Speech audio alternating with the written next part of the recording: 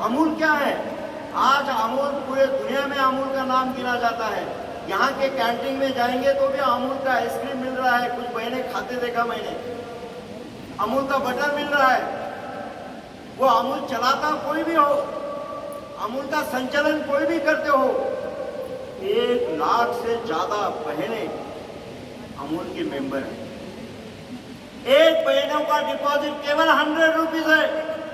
अमूल यदि इतना बड़ा हो गया है, 60,000 करोड़ का टर्नओवर है, 50 लाख लोगों को रोजगार देता है, 1 करोड़ लीटर पर डे दूध कलेक्ट करता है।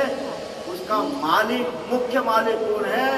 वो है सब बहने। 1 लाख से ज्यादा बहने हैं जिनके नाम से गाय और भैंस है। वो डेली दूध उनको देती है, उनके अकाउंट में उनका पैसा आ जाता है। ये 1 करोड़ लीटर दूध कोई जेंट्स नहीं देते, वहां जाके सब महिलाएं दूध कलेक्ट करती है, महिलाएं देती है। यानी इतना बड़ा शक्ति महिलाओं में। ऐसे कितने भी एग्जाम्पल हम कोऑपरेटिव के, सहकारिता के ढूंढ सकते हैं। आप बोलेंगे फिर हमको क्या करना है? तो हम लोग अभी सहकार भारती के कार्यकर्ता बने हैं। ये सब एग्जाम्पल है।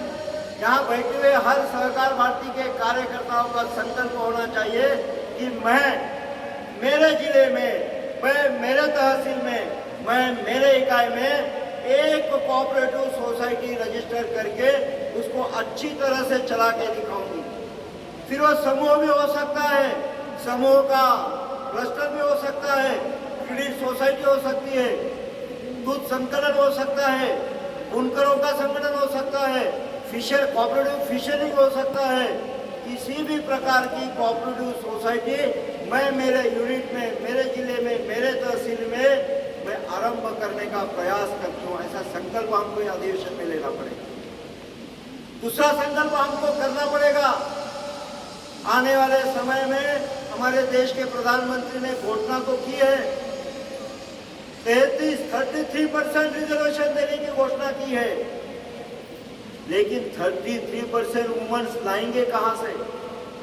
8.5 लाख कोऑपरेटिव सोसाइटी है भारत में, 8,50,000।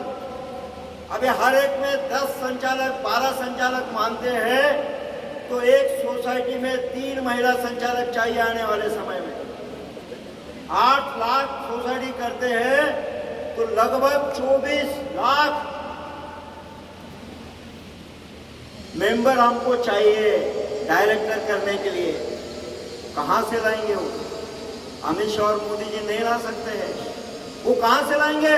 ये सभागार में बैठे हुए बहने हैं, वहीं हम 24 लाख महिलाएं कोऑपरेटिव को दे सकती है। वही सहकार भारती का काम है आने वाले समय।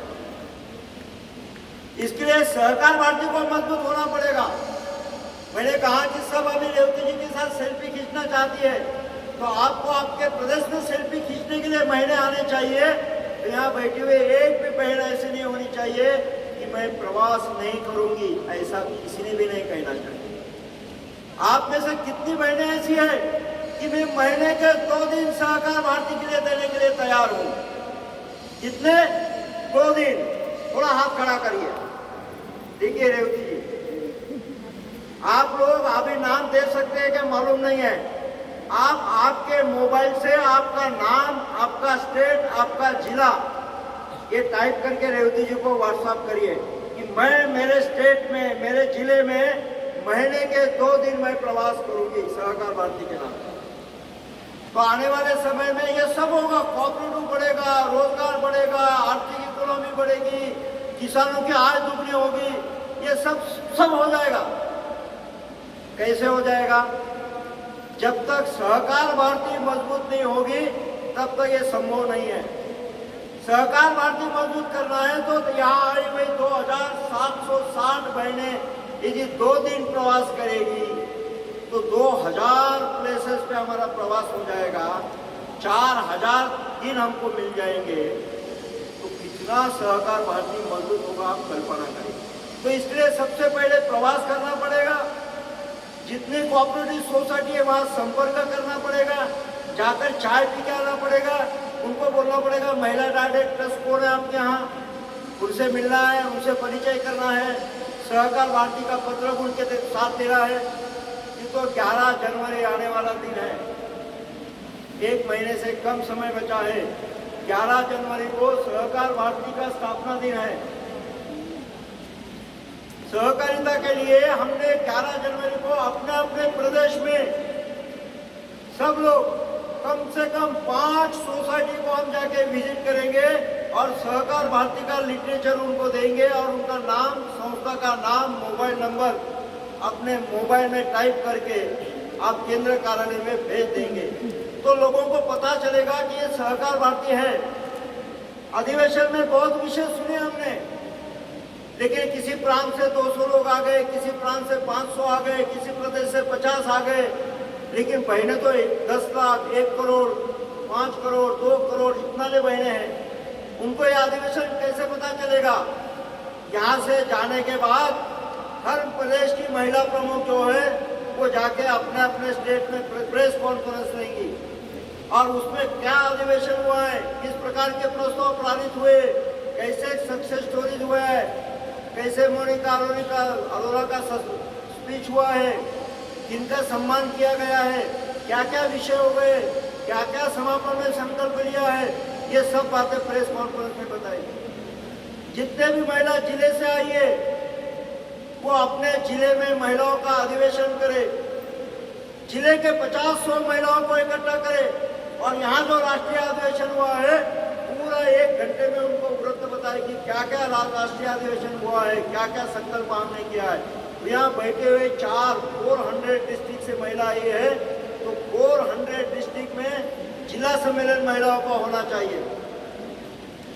उसके बाद हमको प्रवास, संपर्क, जिला सम्मेलन और उसके बाद हर जिले में यहाँ ये बैठक महिलाएं जो है वो कम से कम 8 से 10 बहनों की एक समिति बनाएंगे महिलाओं की हर जिले में। आने वाले समय में 400 डिस्ट्रिक्ट और 10 महिला की समिति, तो कम से कम 4000 महिला और नाम, मोबाइल नंबर हमारे कार्यालय में आना चाहिए, क्योंकि ये 10 बहनों की कमेटी हमने बनाई है। कुछ स्टेट में देख रहा हूँ, हाँ भाई साहब आ जाएंगे, भाई साहब आ जाएंगे, लेकिन अकेली आती है।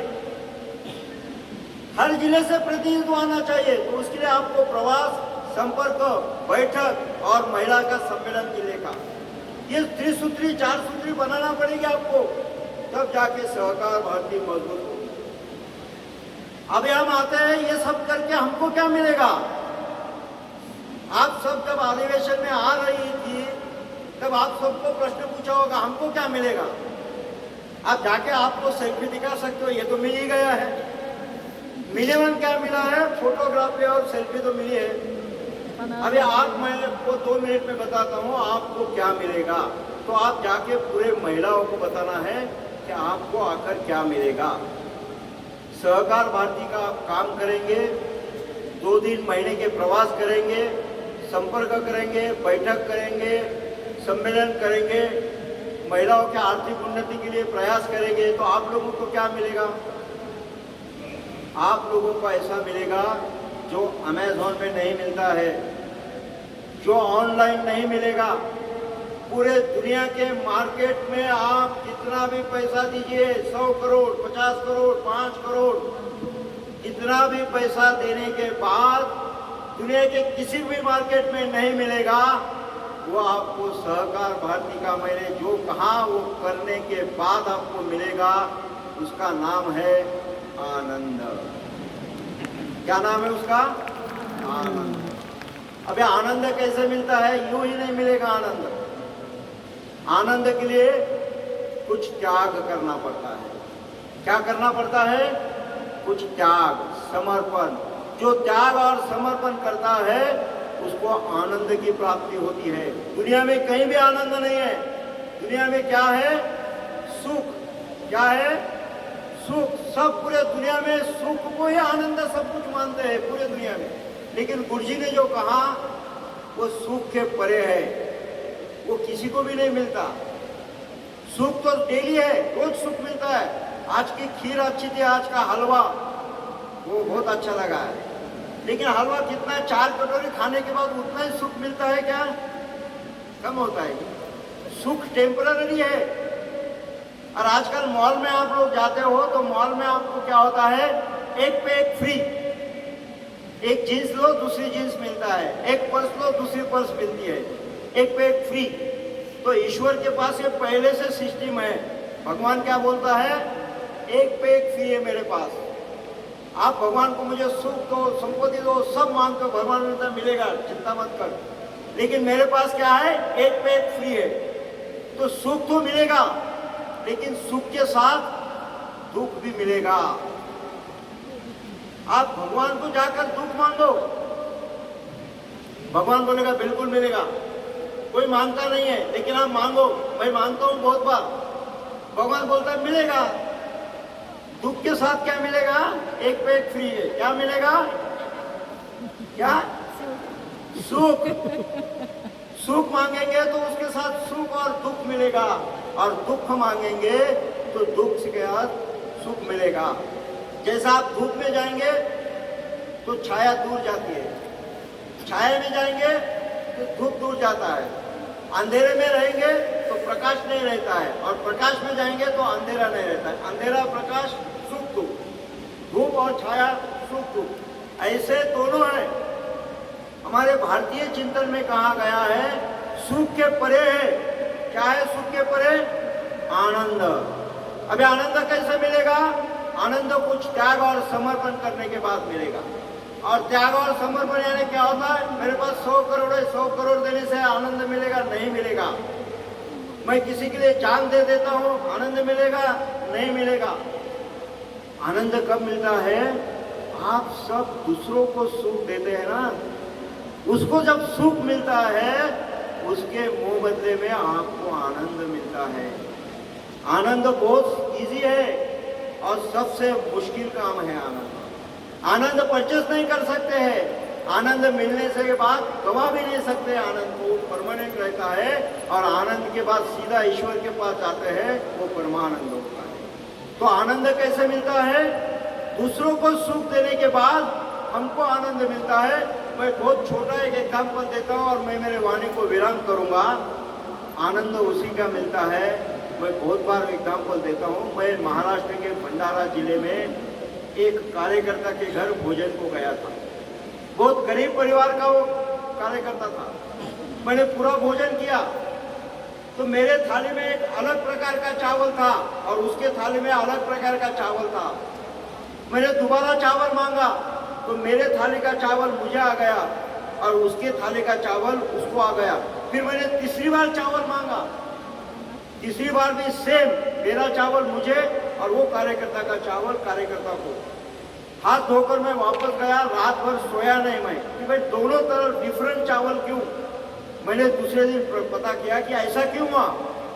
वो कार्यकर्ता ने कहा आप जिसके घर भोजन को गए थे वो बहुत गरीब परिवार का था, वो 8 और 10 रुपए का केजी का चावल खाते हैं, और आप उसके घर में गए थे अतिथि देवो भव, तो उन्होंने 20 रुपए केजी, 20 रुपीज केजी वाला चावल आपको खिलाया।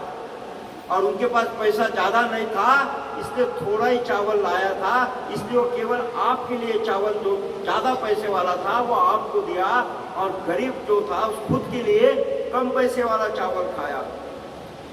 ये होता है दूसरों के लिए। अब इतने में मुझे संतुष्टि नहीं हुई और आपको भी नहीं होगा। उसके बाद की जो कथा है, उस कार्यकर्ता ने कहा उस दिन उस कार्यकर्ता की माँ लोटा भर पानी पीकर डकार देकर सो गई, क्योंकि तो वो माँ को चावल नहीं बचा खाने को, क्यों तो हम दोनों ने ज्यादा खा लिया। फिर वो बेटे ने माँ को पूछा कि आपने तो चावल नहीं खाया, फिर आप कैसे क्या सो गई। उसने कहा डेली नींद जितनी आती है उससे ज्यादा गहरी नींद और बहुत जल्दी मुझे आ गई। क्यों, तो आप दोनों ने पेट भर के चावल खाया, आप दोनों पेट भर के चावल खा के तृप्त हो गए, उसके कारण मुझे आनंद मिला और भूखे पेट पे मुझे गहरी नींद आ गई। तो आनंद के लिए पैसा नहीं चाहिए, संपत्ति नहीं चाहिए, कुछ नहीं चाहिए, सामने वाले को तृप्ति दे दो। ये है माँ का हृदय, मातृशक्ति। और मेरे सामने सभी मातृशक्ति बैठे, आप भी रोटी बनाती हो, कल की बची हुई रोटी है और वो हाथ में लेके दरवाजे पे खड़ी हो गई, सामने से गाय माया आ गई, गैया और गैया ने फटाफट खा गए तो आपके आंख भी नम हो जाते हैं, किंतु मेरी रोटी भूखे गाय ने खाई है तो गाय को क्या हो गया, सुख मिल गया। लेकिन आनंद किसको मिल गया, आपको मिल गया। इसको कहते हैं त्याग। बहुत बड़ा त्याग करने की आवश्यकता नहीं है। और सहकार भारती जो है, सहकारिता जो है, वो काम, सहकारिता का काम यानी क्या है, त्याग। क्यों, तो आप क्या कर रहे हैं, दूसरे के जीवन में आर्थिक उन्नति ला रहे हो। और इसीलिए स्वामी विवेकानंद जी ने कहा था, नर सेवा ही नारायण सेवा है। आप कितना ही भगवान के सामने 4 घंटे 5 घंटे बैठ के पूजा करो, आपको आनंद नहीं मिलेगा, आपको सुख जरूर मिलेगा। लेकिन कोई भूखा है, जिसको पैसा नहीं है, धन नहीं है, उसको आज जो आवश्यकता है वो आवश्यकता आपके माध्यम से पूरी हो जाएगी, तो वो सुखी हो जाएगा, तृप्त हो जाएगा, लेकिन आनंद आपको मिलेगा। तो सहकार भारती का काम करने से आपको त्याग क्या करना है, आपको क्या त्याग करना है, केवल आपके समय का, केवल आपके अहंकार का, केवल आपके मैं जो है उसका, ये सब छोटी छोटी बातें हैं, उसका त्याग करके समाज मेरा, मैं समाज का, देश मेरा, मैं देश का, ये भाव जगाकर सबकी सेवा यानी नर की सेवा करेंगे, वही ईश्वर की सेवा हो जाएगी। मैं ईश्वर से यही प्रार्थना करूंगा कि जो इस सभागार में, इस अधिवेशन में जितनी भी मातृशक्ति आई है, ये सब मातृशक्ति को आनंद की प्राप्ति हो, यही ईश्वर से प्रार्थना करता हूँ। और मैं मेरे वाणी को विराम देता हूँ। जय सहकार।